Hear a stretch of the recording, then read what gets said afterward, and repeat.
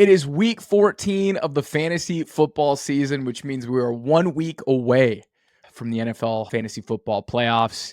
We've been waiting for the playoffs, Aidan, what it feels like for 3 weeks, 4 weeks. This season has been an absolute slog, and it's time that we start to go play games that truly matter for us taking home, hopefully, multiple leagues, if that's your deal. But Roger Goodell, for some reason, decided to put 6 buys on the NFL calendar this week. So on today's episode of the Rachaad podcast, we have the only running back rankings that will help you overcome 6 buys this week and hopefully allow you to punch your ticket to the fantasy playoffs, secure a buy, whatever you're looking for this weekend. These running back rankings will hopefully get you there. I'm your host, Shaun. I'm joined by my fellow co-host, my very good friend, and fellow knower of ball, Aidan Haller. Aidan, this season's been a slog, dude, but we're here. We're almost to the precipice of the fantasy playoffs. How you doing today, man? Yeah, man, I can't believe we're here. I've just been staring at lineups all week, just saying prayers to the fantasy gods, trying to figure out why we have 6 buys this week. It's, we knew it was coming.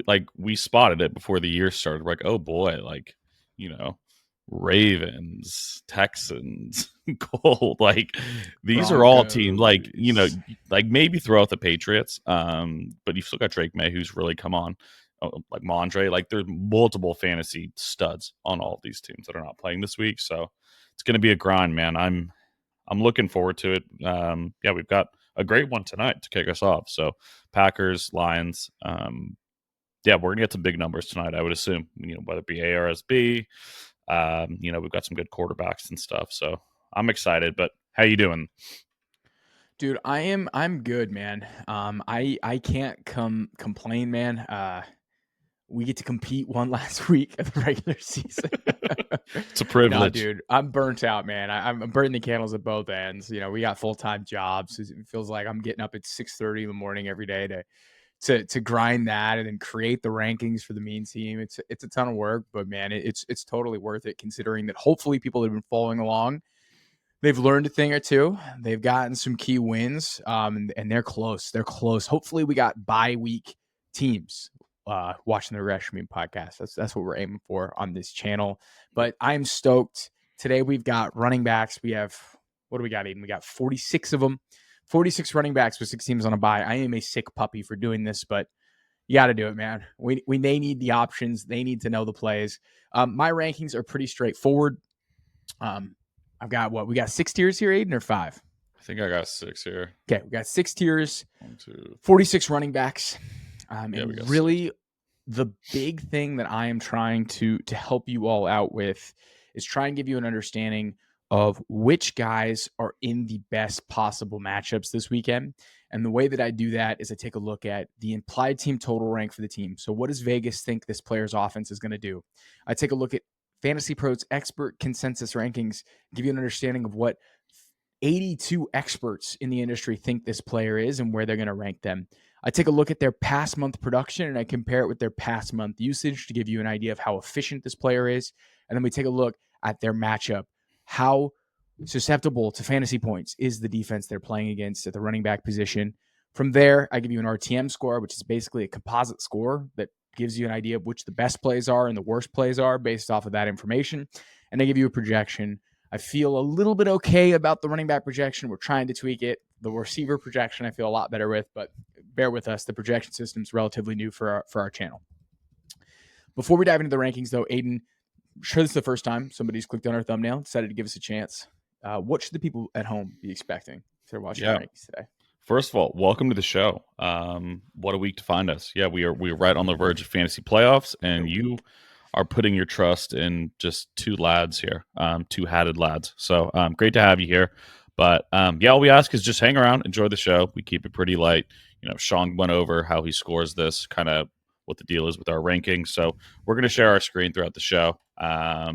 We'll click around through each tier. We don't talk about all the people here, but between this and our wide receiver shows, we just about talk about every single team. So we've got the link here. It's going to be in the description. We've got it tiered up. So click around, enjoy the show. Let us know what you think.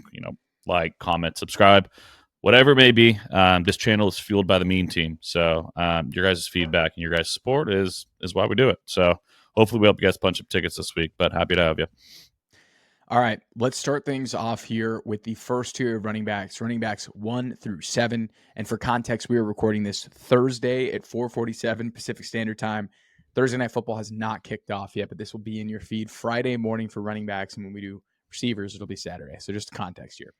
So I've got running backs 1 through 7, Saquon Barkley, Chase Brown, Alvin Kamara, Bijan Robinson, Devin Achane, Bucky Irving, and Josh Jacobs. These are our top 7 here this week.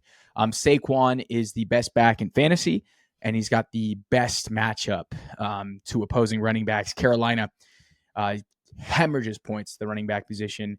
If you watch what Bucky Irving and Rachaad White just did to this front 7, I think Saquon Barkley and the run-first Eagles are going to have their way.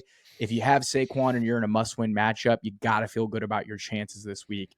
I think Saquon is going to either be getting you a bye or punching your ticket this week. I feel very good about Saquon Barkley. Second is Chase Brown here. So Chase Brown has the best usage in all of fantasy football over the past month. I think there's only been one other non-Chase Brown carry over the past 4 weeks, and that has been to Khalil Herbert. Nuts. Every single Who touch fumbled. has gone to Chase Brown. Yeah. And guess what? You can run on Dallas. Tyrone Tracy just had a nice game against Dallas, and his offense isn't very good. Cincinnati still barely has a glimmer of hope at the playoffs, like on a technicality, so they'll still play and try. So Chase Brown is an elite play. Alvin Kamara, no Taysom. It means more Kamara, right? I think somebody's going to catch checkdowns. There's going to be no one in the red zone to vulture. You got to feel good. And the usage has been great. The production's been good. The Saints are still kind of in it in that bad NFC South. So Kamara's a good play. Bijan, brutal matchup against Minnesota. They do not give up points to running backs, but this guy is so good. That offense is falling apart. Kirk Cousins is throwing like looks ugly. Looks Nerf ugly. balls. Like some of those passes he's throwing are just floating up there for an eternity.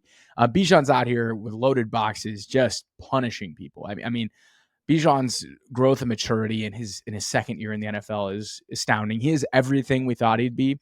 He's not necessarily a huge explosive play bet so far in the NFL, but man, Bijan is just a ridiculously good player. And if this offense turns it around, or maybe we get Michael Penix involved here, I'd be excited to see how this offense looks. Maybe it opens things up for Bijan in the running game, but I don't think we get that this week against Minnesota. Devin Achane at running back 5 here. Achane, the rushing efficiency hasn't been as good, but he is just a target hog because this is just a check down Charlie pop gun offense for the Dolphins. Their offensive line's terrible, and defenses are just scheming away deep shots. So everything goes underneath. I think that's going to be on display fully here against the Jets, who have been good against wide receivers. So Achane here is a great bet. Bucky Irving at running back 6. My goodness, he's banged up, so he hasn't practiced yet this week. I think he's going to play, but we'll see. But Bucky's unbelievable. And Josh Jacobs here going up against Detroit, a really difficult matchup for opposing running backs, but Josh Jacobs is an absolute workhorse. So I'll pause here. Got our top 7. Aidan, who's speaking your language? You higher or lower than anyone here in this tier? Yeah, I think the first 2, those are like 2 of the lowest scores I think I've seen on the model between Saquon and Chase Brown having like the 2 teams with the highest implied team total and playing, 2 bottom 4 teams at the running back position. Just absolute dream matchups for both of those guys. So God bless you if you have at least one of those guys on your team this week. And you mentioned Bucky Irving. Holy shit, this guy looks awesome. The last 2 weeks has been special. It was really nice last week seeing him get like a true like workhorse role. The guy had 28 touches. Turn that into just shy of 200 yards. Only found the end zone once, but was good for just under 30 points. So really hoping that he plays this week. Would love to see him build on that and finish this season strong. If not, Sean Tucker, sneaks his way into potential playing territory, but Rachaad White moves up significantly. So definitely keep an eye on that one. And then I like Josh Jacobs as well. Tough matchup, but this one's inside of a dome, and the Packers offense is playing about as well as anyone right now. So they did this last year where coming out of the bye, they kind of just go on a heater. You're seeing Jordan Love look a lot more comfortable the last couple of weeks as he's gotten healthy. So this offense is humming. I expect Josh Jacobs to kind of continue his, mid-tier RB1 role that he's had over the last, call it, month or so.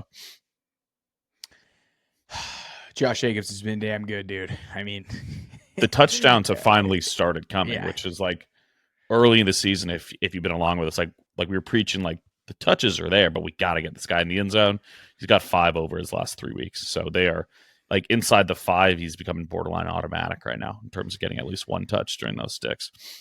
And this is more proof. Like, remember how last year Josh Jacobs wasn't very good from an efficiency standpoint because that Raiders offense just sucked. And when he was playing, there was just 8 men in the box all day, every day. And the quarterback play was terrible. It's really hard to hit home in that instance. So it's like, it's just a lesson on like Josh Jacobs. Nothing materially changed year over year from his all-pro season. Yeah, like it's kind of random variance. It's just a better offense. Yeah, he's a good player, and he's a good player and a good offense. So don't overthink it. With someone like Josh Jacobs, that's like a lesson for drafters next year. But yeah, Josh Jacobs has been awesome. Tough spot though. Tough spot against Detroit. For sure. He's probably going to have to score. Like I find it hard to believe he's going to gash these guys for like 100 yards, but you never know. Yeah, maybe a couple catches too. So we'll see. Yeah. All right, tier 2 here. Running backs 18 through 15. James Cook, Kyren Williams, Jahmyr Gibbs, James Conner, Breece Hall, David Montgomery, Kenneth Walker, Tony Pollard. James Cook ripped off another huge run in the snow against the Niners last week. He's a big play machine. The Rams are a soft front. You can run on him. It's a good spot for James Cook. I feel really good about starting him. Kyren Williams looked excellent, playing a little less snaps. Who would have thought? The really tiny running back. If you take a little bit, you take a little bit of the load off of him. I will say Kyren looked awesome.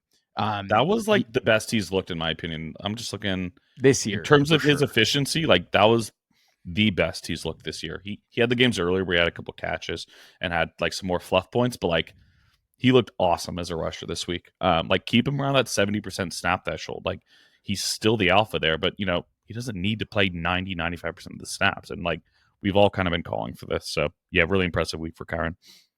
Yeah, and this is Kyren's biggest hater, by the way, in Aidan. It was. So this is a big deal for Aidan to say that Kyren looks good. No, it's big. Jahmyr Gibbs. So they haven't played since he leaked the playbook, right? No, but he's gonna be fine. Okay, right? You'd think? I don't know. We're about to find out in like an hour, but Monty got fed. Idiot! What an idiot! Got fed. So you watched this game really closely as a Bears fan. Monty got fed and wasn't that good, right? No, not very efficient at all. And Jahmyr looked way better, but they just wanted to do the whole revenge thing with Monty. Correct. I don't have a ton of Jahmyr Gibbs this year, but I would be really annoyed with David Montgomery because I know he's a good player, but Jahmyr Gibbs is way better than David Montgomery, man. Like, yeah, Gibbs had 9 carries for 87 yards. David Montgomery 21 for 88. That's actually, I wouldn't call it. It's right around $4 or 4 yards a pop. They almost lost that game and like stubbornly were going with David Montgomery. Over Jahmyr Gibbs. Yeah. So like, I didn't get that. I don't know, man. I would be frustrated if I had Gibbs in a lot of leagues. But, again, the Sonic and Knuckles thing is fun. They're both really good. They're both going to be top 12 plays by the end of the year. So it's like, it is what it is. But Gibbs has the potential to break fantasy if Montgomery were to not play. So that's just part of my frustration with that whole backfield. But Gibbs is still a fine play. Green Bay's been pretty good against the running back position, but I still like Gibbs in this one. And I like James Conner a ton too. Seattle's been susceptible to running backs, and I feel pretty good about starting Conner. Benson's not taking his lunch. Conner just got a new contract extension. The offense really wants to go through him. Conner's someone, again, because of the buys, he's a fringe RB1 type for me. And Breece Hall has not yet practiced this week. He was clearly injured. That team is losing really any and all incentive to play their guys. So I would not be shocked if Braylon Allen starts to get more run. But I don't know. I'm not going to overreact too much to it. I don't want to get burned, but it's definitely something to keep an eye on if you're a Breece Hall manager. The warning signs are flashing red. Ideal situation is they shut him down and you have Braylon Allen already and you just kind of ride with Allen. Living in limbo would be rough if you're counting on him to make a dent, make a run here in the fantasy playoffs. Already highlighted David Montgomery, but I've got him as my RB13. Kenneth Walker, it's been a little bit disappointing. But The I will last couple of say, weeks, yeah. he's due for positive regression. But this Seattle offense is bizarre offense, and it's because they have the worst offensive line in football. It is terrible. It is a terrible offensive line, but their defense is playing much better. Geno Smith has a great arm, and he can make shit happen. So they just play in these really weird games, and it doesn't always make sense. So you're going to play Kenneth Walker, but it's been a little bit disappointing so far. And then Tony Pollard's in such a cheddar matchup. I mean, great matchup, great usage. I'm not worried about game script because I think Tennessee is probably favored. Yeah, Tennessee's favored in this one. Yeah, by it's like 4 or 5. I was looking at it that's earlier. a juicy spot for Tony P against the defense that's given up the second most fantasy points to running backs. They're favored. It's a great spot to play Tony Pollard, in my opinion. But I'll pause here. That's the end of the second tier. Aidan, anyone you're higher or lower on that I just called out? Yeah, wanted to start with Pollard. I was surprised how little Tajay played last week. I know he was coming back from concussion, but that's not really an injury you need to ease a guy back in from. He touched the ball once, which I thought was really bizarre. Pollard didn't do a whole lot more, unfortunately. He, had, about 60, 70 all-purpose yards, was pretty inefficient in a game that they were down multiple scores before I blinked against Washington. So weird game there, but yeah, I like Tony Pollard in this one. The Jags they are fucking crawling to the finish line. This is a team that it feels like nothing went right for them this year outside of a couple of weeks of Tank Bigsby. Being a nice straight up. And Brian Thomas. Oh, sorry. How Yeah. did I miss Brian Thomas? Brian Thomas has looked awesome too. So yeah, I like Tony Pollard in this one. You mentioned Jahmyr Gibbs too. Yeah, I'd love to see the usage increase. I get getting both your guys' touches, but it's not even equal touches. It feels like Gibbs is pretty consistently more efficient than David Montgomery. Let's get that closer. So Green Bay's defense is fine. We're in a dome. This is a big divisional game, so I expect that one to be a shootout. Wouldn't be surprised if Jahmyr Gibbs has a good game. But yeah, no other thoughts here. I just James Conner real fast. Man, tough day for the Trey Benson Dino owners. Yeah, I saw that one come in, and it's but it kind of goes back to what you said last week. We might just be in a place in the NFL where the younger RB talent isn't as good. Some of the older running backs they're still doing their thing, and it's why not pay? We're not just going to kick him to the curb, Yeah, it's James Conner is still fucking doing his thing. So, pretty good spot for him too there. Though Seattle is in the bottom half of teams against running backs. So another really good tier here. Though you're firing up all these guys. Yeah, these are all starters. And then even tier 3 is all starters. 16 to 22. Najee Harris, Aaron Jones, DeAndre Swift, Tyrone Tracy, Isaac Guerendo, Rico Dowdle, Chuba Hubbard. But they all have a little bit of question marks. That's why they're tier 3 in my opinion. Najee Harris, great usage, really good production last week. But this is a 3, Cordero was playing last week. This was a 3-back committee, but they just run the ball so much that it doesn't really matter. It's ridiculous. They're so run heavy, dude, that Warren and Najee are both good plays weekly. They're like a poor man's, Timu, Gibbs, and Montgomery. Exactly. Yeah. But yeah, Najee's a great play. Cleveland's been tough on running backs. Najee looked terrible against Cleveland in the snow, but I don't know. You can kind of throw out a lot from that game. I don't know how much that's going to carry over. Tough one. Aaron Jones, major fumble concerns. He lost 2 more balls in this game. One was recovered by the defense. One they were able to recover. He is beloved by KOC, and rightfully so. Aaron Jones is a hell of a player. But if he keeps fumbling, he's not going to play. That's just... Yeah, you can't keep putting the ball on the ground. It's just a bad look to keep rewarding guys with the ball if you can't keep care of it. So yeah, that's a good shout. He actually only had about 50% of the snaps last week. So I think I've got to assume that had to do with it. he's not going anywhere. Like, if they're in No. the red zone, they're probably going to play him. But, like, it's just something to keep an eye on. The fumbleitis is a real thing for Aaron Jones right now. Yep. DeAndre Swift, running back 18. It's a good spot for Swift. You can run on SF, and Swift is explosive. So I would not be shocked if he maybe hit a couple explosive runs. And, the Niners have kind of given up a little bit. And it's like a new coach theory, as Bill Simmons calls it, where usually that first game after the head coach is fired, the other team wins. Would not be shocked if the Bears won this game. So, yeah, I like Swift in this one in a positive game script potentially. Tyrone, Tracy. New Orleans has got a soft front. You can definitely run on them. Their offense stinks, though. But Tracy is going ahead of Devin Singletary and looking much better than Devin Singletary. But, the fumble issue is a thing for Tracy, too. So if he keeps all hold of the ball, I think he's a pretty good start this week against the Saints. Then Isaac Guerendo, I think some analysts are going to have him really high, maybe like even a top 12 play. Chicago has given up the 10th most points to running backs this season, and the Niners have a top 10 point total this week as a team. They are favored to beat the Chicago Bears. Guerendo has averaged, I think, close to 6 yards per carry as a running back so far this year on decent volume, and he's competing for touches against Patrick Taylor and potentially Izzy Abanaconda. Would not be shocked if we got some Debo running back carries, even though they've been incredibly ineffective this season. And Kyle Juszczyk will likely play on third down, which I think limits some of Guerendo's ceiling. But Guerendo's been super explosive, has looked pretty good as like a development type pick. And he's a freak in terms of his size and speed. So if you won the lottery and you got him this week, you're playing him. I'm just going to play the wait and see approach before I, bump him all the way up into the top 12. But I definitely do think he could be a difference maker and a league winner at the running back position for the rest of the season.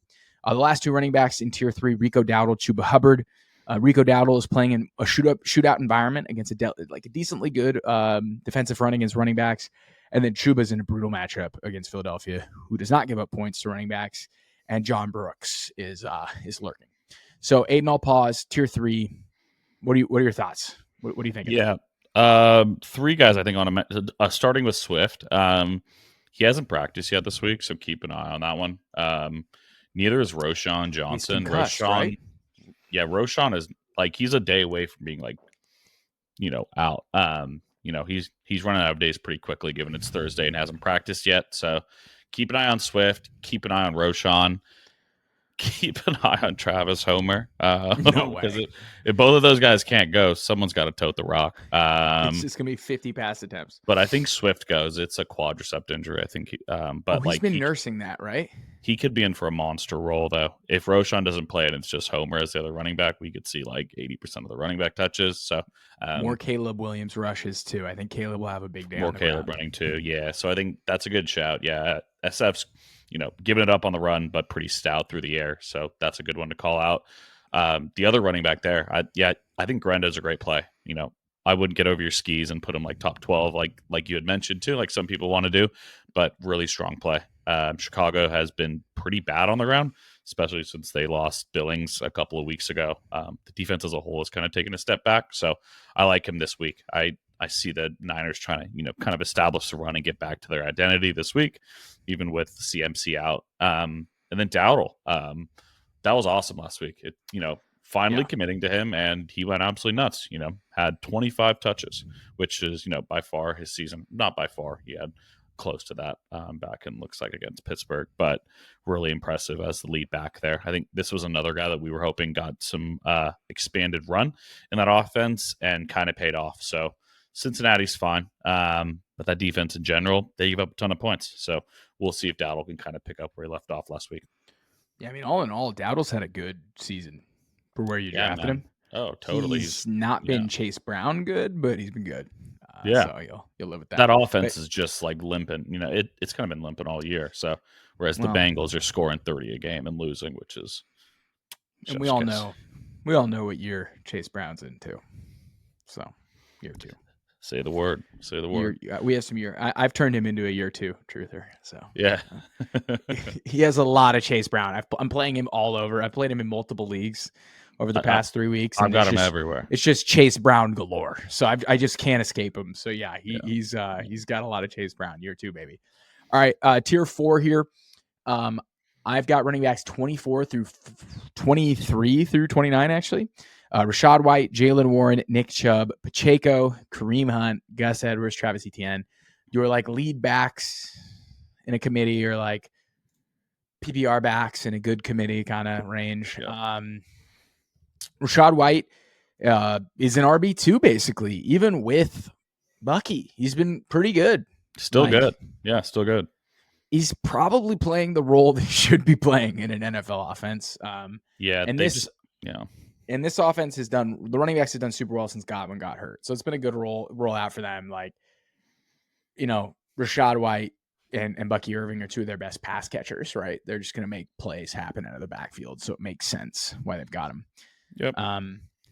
Jaylen Warren is a good play. He's kind of a safe bet for like 10 PPR fantasy points per week. Even with Najee and Scored-Darrell, I like Warren. Nick Chubb's kind of TD dependent, but he's catching receiving TDs because of Jameis. Jameis is getting Nick Chubb to catch receiving touchdowns, Aidan. That's how everyone's catching the ball. Everyone's getting touchdowns. Jared Judy's a top 5 yardage guy in the NFL right now. Elijah Moore is like a must-start player because of Jameis Winston. It's crazy. Crazy. So. I definitely think Nick Chubb's not like my safest play, but you can do a lot worse than Nick Chubb this week. He's basically, if they're at the goal line, they're going to give it to him. He's like Gus Edwards-y in a high pass volume offense right now. I know that sounds mean, but it's kind of where he's at in terms of his efficiency so far. Pacheco looked really good in that limited sample. Looked explosive. He ripped off a 30-yard run. Kareem Hunt, I don't think, has ripped off a single 15-yard run yet or 20-yard. I forgot the stat. I think it's 0 under 20. Yes. It's the most carries with 0 rushes over 20 by like a pretty wide margin. It's almost like he would look really fresh midway through the year because he didn't have a training camp, and then all of a sudden he's worn down. But now he's exhausted, yeah. Hunt did exactly what they needed to do. Pacheco, hopefully, if you held on to him and you got in the playoffs, it'll be nice to have Isiah Pacheco.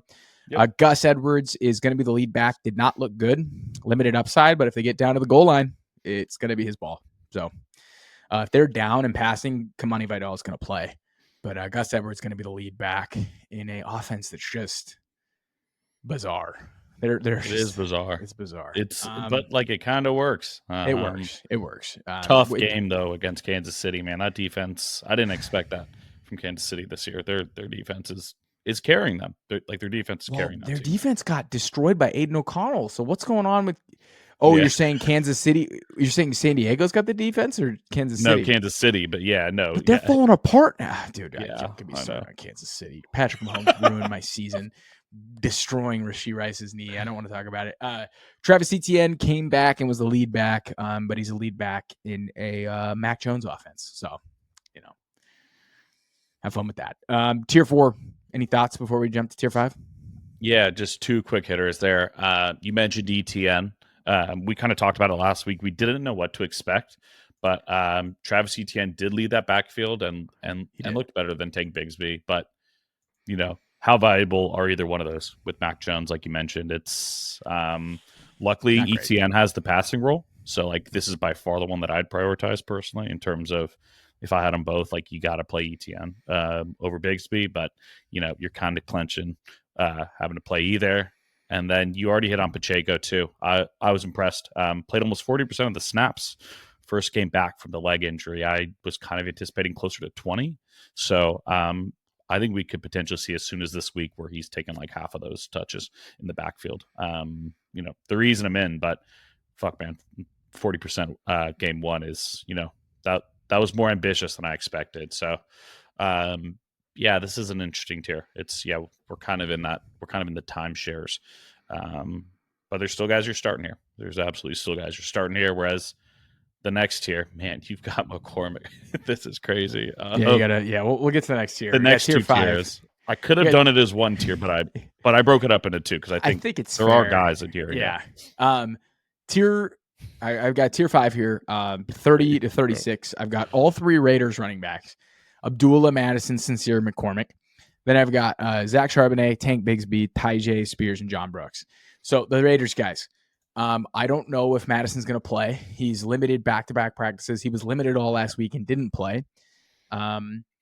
If he does not play, McCormick's going to be the lead back, and Abdullah is going to be the third down guy catching passes.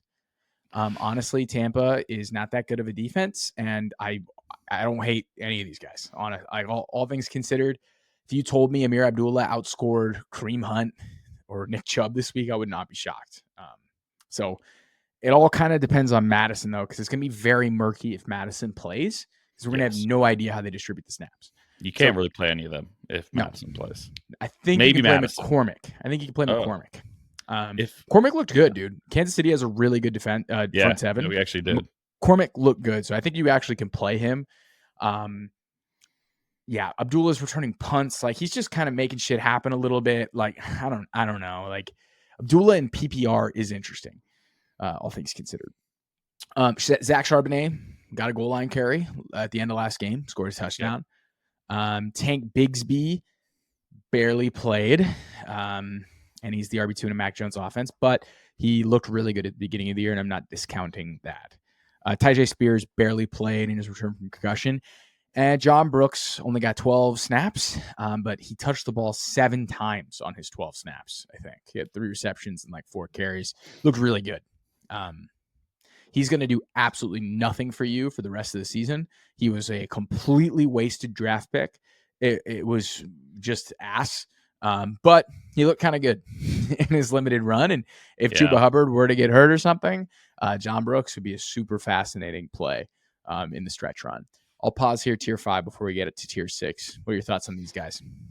Yeah, I think probably John Brooks is the only one that I really want to talk about here. Like, I don't care much for the Vegas guys. I hope no one has to start them, but I know some of you do. So good luck. You might be getting Amir Abdullah. But if you made the playoff, like if you make fantasy playoffs with John Brooks, who knows? The usage did increase. Had a couple of catches. He looks good. I just wish we got more of him, because I don't really know what to do with him next year in fantasy yet, and it's going to be someone that's like pretty highly valued. So I'm hoping we get some more John Brooks over the next couple of weeks. Philly's not a great matchup, unfortunately, and I doubt they're going to just stick him in there in garbage time. But yeah, kind of brutal tier here. It's sad to see Tank Bigsby down this far too. He was like firmly a running back too for a little while. It was interesting. Who knows if Etienne is there next year? I'd love to see him continue to be kind of that RB1 next year, but tricky tier. And then we really get to the bottom of the bin here with the next one. Yeah, and I'll kick things off with Jerome Ford. He's in that. I honestly think Jerome Ford's a good play this week, so I'd bump him up into tier 5. Yeah. But 37 through 46, Jerome Ford, Kamani Vidal, Ray Davis, Tyler Algier, Cam Akers, Braylon Allen, Blake Corum, Devin Singletary, Trey Benson, Raheem Mostert.